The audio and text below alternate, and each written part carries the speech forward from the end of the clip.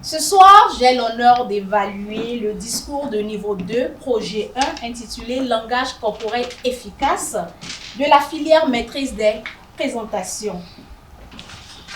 L'objectif de ce projet est que l'oratrice que j'ai en face de moi prononce un discours structuré sur n'importe quel sujet de son choix, en ayant conscience de son langage corporel, intentionnel et involontaire, ainsi qu'elle apprenne, pratique et affine avec prestance la manière dont elle utilise la communication non verbale lorsqu'elle prononcera tout à l'heure son discours.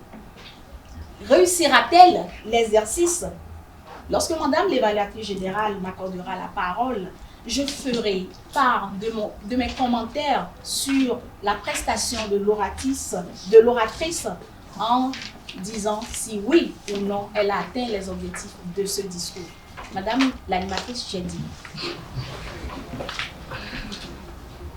Au commencement, Dieu créa le ciel et la terre.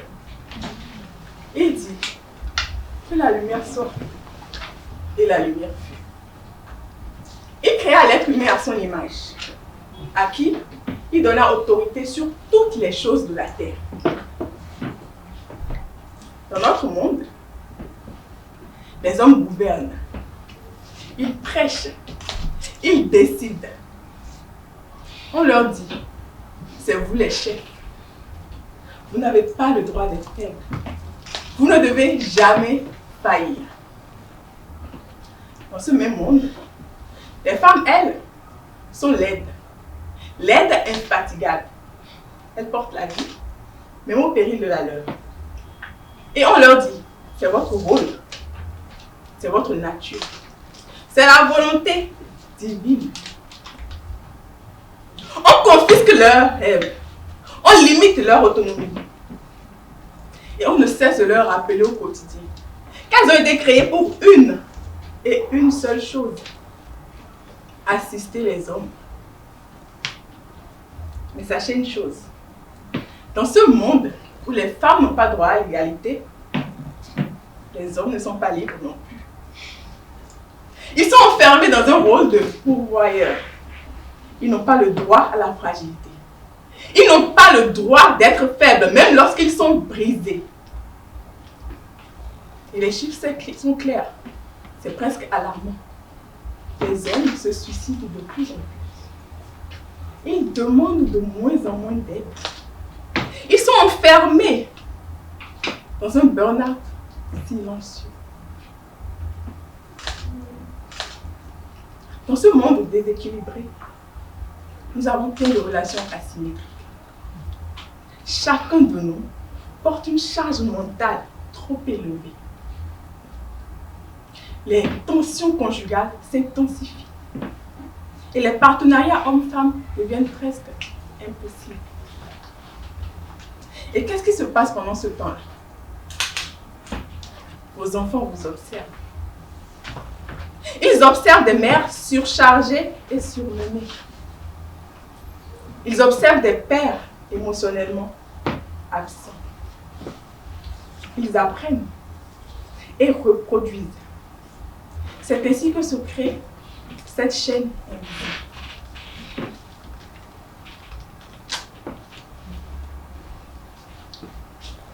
Discriminer les femmes ne rend pas les hommes plus puissants. Au contraire, ça les rend isolés, stressés, rigides.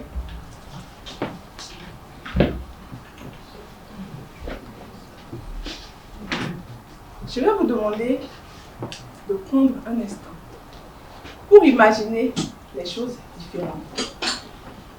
Permettez-moi de revenir à nos racines. Lorsque Mao et Lisa créaient le monde ensemble.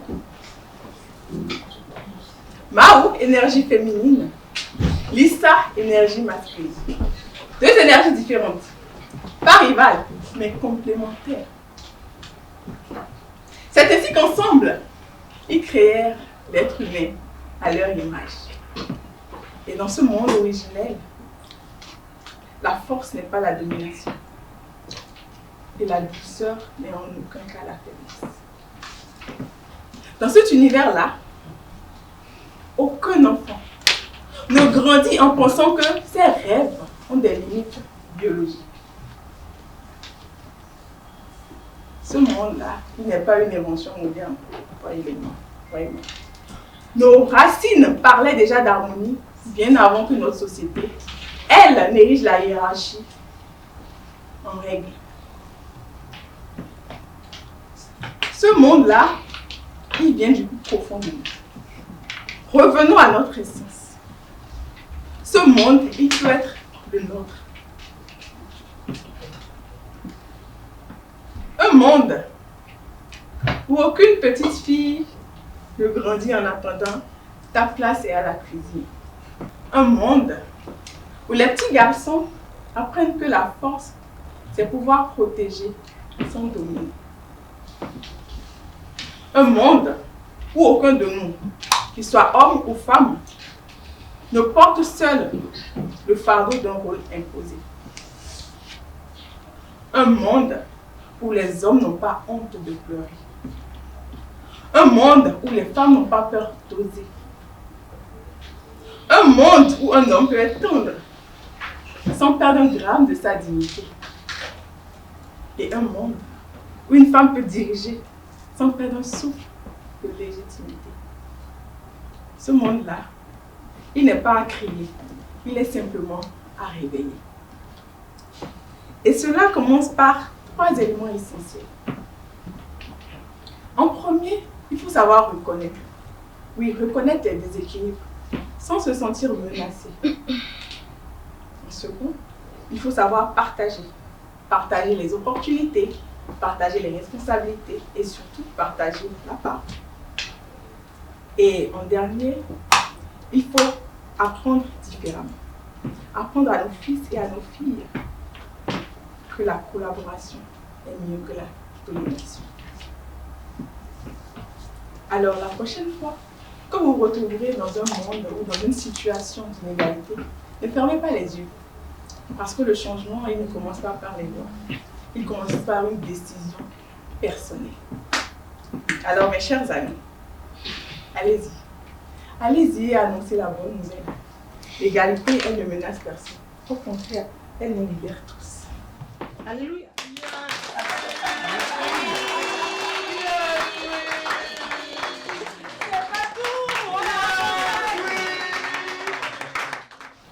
Tous ma soeur Chabelle Nobré. Charlène Nobré. Voilà. J'ai suivi votre discours avec beaucoup d'attention. Et je puis affirmer que vous avez partagé avec nous, que dis-je, avec l'auditoire, un sujet non seulement d'intérêt, mais d'actualité. Vous avez semblé parler de nous, de la femme, de façon voilée. La clarté de votre expression orale et la structure logique de votre discours ont permis à l'auditoire de suivre le fil conducteur sans beaucoup d'efforts, en tout cas pas moi. En tout cas moi, je n'ai pas eu d'effort à vous suivre.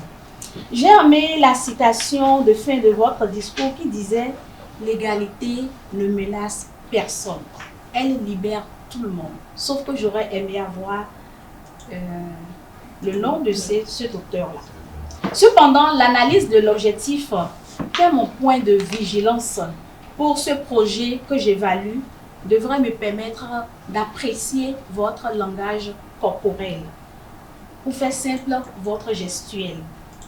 Comme exemple de gestuelle, j'ai noté tout au long de votre discours 2 exemples. Une main levée quand vous étiez en train de parler de volonté divine pour exprimer assurément la suprématie, la divinité. Vous avez une main levée en disant ce monde n'est pas créé.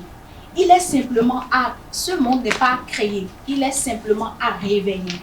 Je vous ai vu dans une expression de langage corporel en faisant une main comme ça. Passé ces 2 exemples, je suis restée un temps soit peu sur ma soif. J'aurais aimé par exemple, lorsque vous étiez en train de dire la force n'est pas domination, la douceur n'est pas faiblesse. J'aurais aimé des expressions de langage corporel qui expriment la force, qui expriment la douceur. En somme, Toastmaster Charlène Nobré, vous avez eu une présence naturelle, une structure de discours fort appréciable. Cependant, pour ce projet spécifique, votre corps a semblé être le spectateur de vos mots, alors qu'il devrait être l'amplificateur de ces mots. Pour progresser, je vous suggère 3 points de recommandation. L'usage efficace de votre langage corporel et surtout d'éviter de croiser les mains parce que je l'ai vu à plusieurs reprises. La variété vocale. J'ai vu tout au long de votre discours que vous étiez un tant soit peu monotone. Je n'ai pas vu de variété vocale. Et l'usage de l'espace scénique. Je dirais, objectif atteint. Si Madame l'oratrice peut suivre les recommandations, elle pourra progresser pour les discours à venir. Madame débattrice générale, recevez mon rapport. Je reçois votre rapport avec élégance et je vous félicite. Je vous félicite parce que j'ai noté une belle présentation des objectifs du discours de votre oratrice. Je vous félicite parce que vous avez été sincère. J'ai vu cet échange de regards entre vous et votre oratrice. Je vous félicite parce que vous avez une parfaite maîtrise des techniques d'évaluation comme le recommande Toastmasters International. Vous êtes une directrice de division, on n'attendait pas moins de vous. Je vous félicite également pour votre sens de l'écoute parce que vous avez relevé non seulement les points forts de la présentation de l'oratrice, vous avez relevé des axes d'amélioration et pour finir, vous avez partagé avec elle des recommandations qu'elle devrait prendre en compte pour améliorer ses prochaines prises de parole. Félicitations, chère oratrice, et félicitations à notre chère directrice de division.